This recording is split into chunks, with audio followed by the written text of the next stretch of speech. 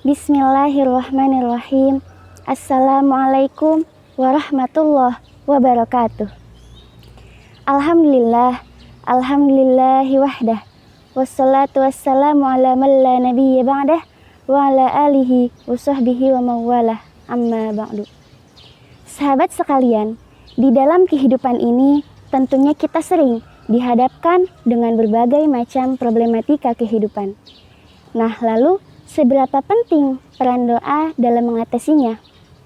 Sebelumnya saya akan menghadirkan satu kisah, cerita tapi bukan dongeng. Sebab dalam Al-Quran sendiri banyak menghadirkan kisah-kisah ketauladanan. Karena dengan kisah dihadirkan akan lebih mudah diresapi, lebih mudah dihayati. Kisahul mar'ati ma'an Nabiillah Musa alaihi salam. Ada satu kisah seorang wanita beserta Nabi Musa alaihi salam. Wanita itu menghadap kepada Nabi Musa dan mengadu.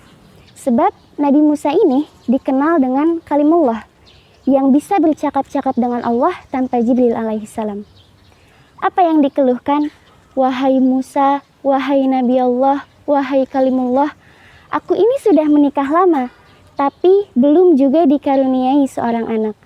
Maka berdoalah kepada Tuhanmu supaya aku dikaruniai seorang anak. Maka Nabi Musa berdoa kepada Allah, Ya Rob, wahai Tuhanku, wanita itu memohon kepadamu supaya engkau memberikannya seorang anak. Qala azza wa jal, ya Musa, qad katabtuha aqiman. Allah subhanahu wa ta'ala menjawab, wahai Musa, sungguh aku telah tetapkan wanita itu wanita yang tidak akan pernah diberi anak alias mandul. Setelah itu, wanita itu pun menemui Nabi Musa yang kedua kalinya dengan permohonan yang sama. Dan Nabi Musa pun menjelaskan kepada wanita itu, wahai wanita, engkau jangan berdoa lagi, sebab Allah telah menetapkan dalam kodoknya engkau sebagai wanita yang tidak akan pernah diberi anak.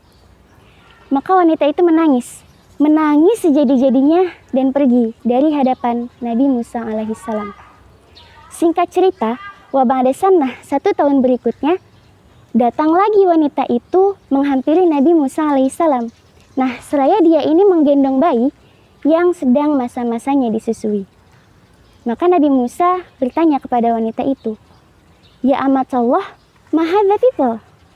Wahai wanita, ini anak siapa yang kau gendong? Qalat, menjawab wanita itu, Innahu waladi.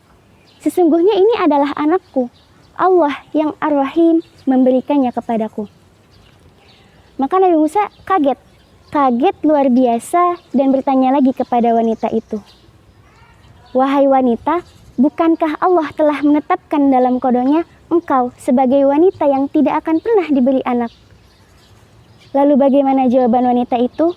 Setiap saat aku datang kepada Rabbku, kepada Allah, Ya Rahim, Ya Rahim, Ya Rahim, wahai Zat yang penyayang, maka berikanlah, karuniakanlah kepadaku seorang anak. Dan Allah mengabulkan doaku. Sahabat sekalian, maka Nabi Musa buru-buru bertanya kepada Allah, Ya Rabb, wahai Tuhanku, bukankah engkau telah menetapkan wanita itu sebagai wanita yang tidak akan pernah diberi anak? Lalu mengapa engkau memberikannya seorang anak? Allah subhanahu wa ta'ala menjawab, barang siapa yang datang, yang menyeru kepadaku Ar-Rahim, maka aku kabulkan. Sabaqat rahmati kudrati. Rahmatku mendahului ketetapanku. Masya Allah. Nah, sahabat sekalian, maka kita penting memahami Allah yang Ar-Rahim. Sebutlah dalam hati yang paling dalam, pintalah kepada Allah yang Ar-Rahim, maka Allah akan kabulkan. Maka Nabi Musa menerima ini semua sebagai suatu pembelajaran, sahabat sekalian. Nah, kisah ini mendalam sekali, maka kita perlu mengelaborasinya.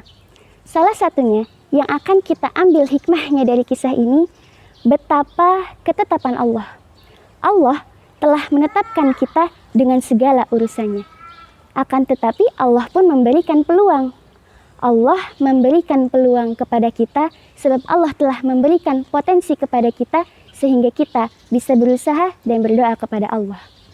Nah, yang menjadi kuncinya, sungguh pun Allah telah takdirkan, Allah telah tetapkan urusan-urusan kita, tapi jika usaha kita, doa kita bisa membuat Allah menurunkan rahmat-Nya, maka rahmat Allah itulah yang merubah takdir. Bukan kita, bukan usaha kita, tapi rahmat Allah itu yang merubah takdir. Sebab Allah merahmati hamba-hambanya yang mempunyai keinginan yang kuat.